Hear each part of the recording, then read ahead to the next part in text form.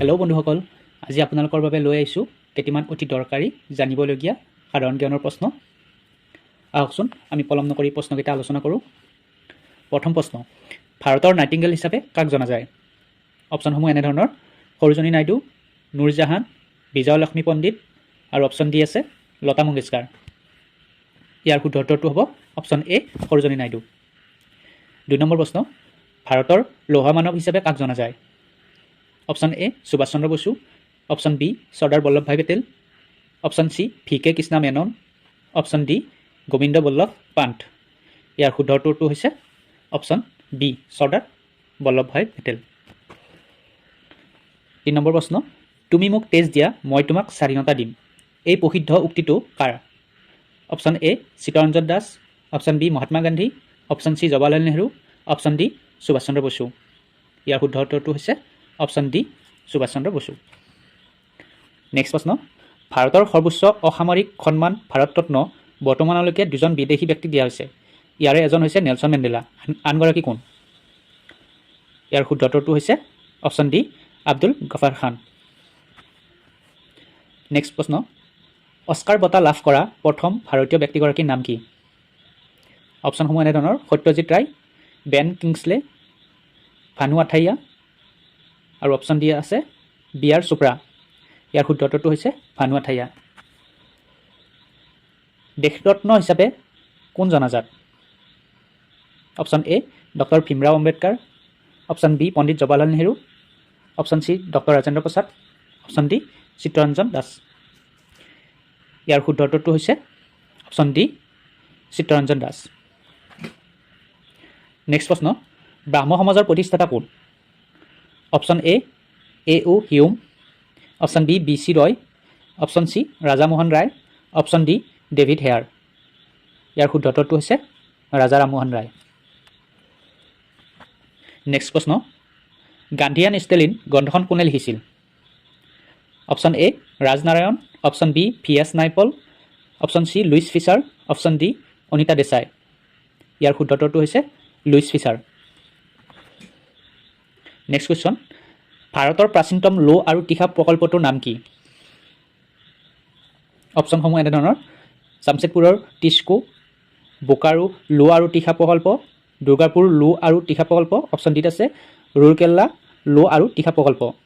ইয়াৰ শুদ্ধ উত্তৰটো হৈছে জামছেদপুৰৰ টিস্কো। নেক্সট কুৱেশ্যন, নীল বিদ্ৰোহ দেশৰ লগত জড়িত। নীল বিদ্ৰোহ হৈছে মাছ ধৰা লগত জড়িত। নেক্সট কুৱেশ্যন, নীৰৱ উপত্যকা দেশত অৱস্থিত। অপশ্যনসমূহ এনেধৰণৰ: অসম, অপশ্যন বি, কেৰেলা, অপশ্যন চি, অৰুণাচল প্ৰদেশ, আৰু অপশ্যন ডি হৈছে তামিলনাডু। ইয়াৰ শুদ্ধ উত্তৰটো হৈছে কেৰেলা। নেক্সট কুৱেশ্যন, ভাৰতৰ কোনখন ৰাজ্যক পঞ্চনদীৰ ভূমি হিচাপে জনা যায়? Option A, Uttar Pradesh, option B, Punjab, option C, Haryana, option D, Jammu আৰু কাশ্মীৰ। ইয়াৰ শুদ্ধ উত্তৰটো হৈছে পঞ্জাৱ। নেক্সট কুৱেশ্যন, ভাৰতৰ দীৰ্ঘতম নদীখনৰ নাম হৈছে ডেছ।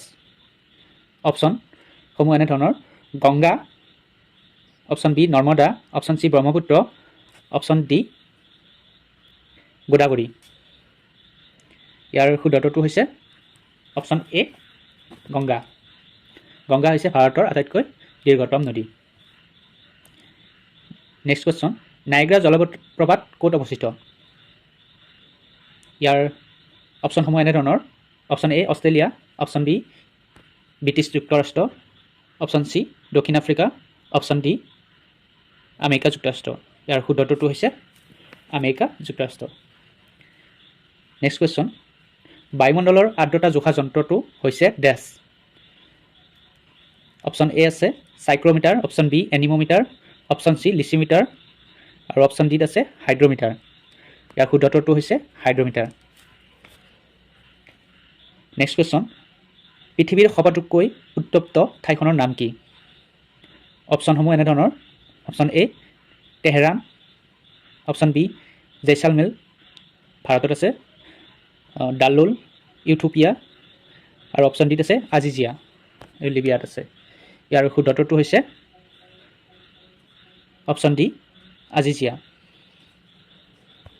নেক্সট কুৱেশ্যন, পৃথিৱীৰ সৰ্ববৃহৎ আৰু ক্ষুদ্ৰতম নদীদ্বীপ ভাৰতৰ ক'ত অৱস্থিত?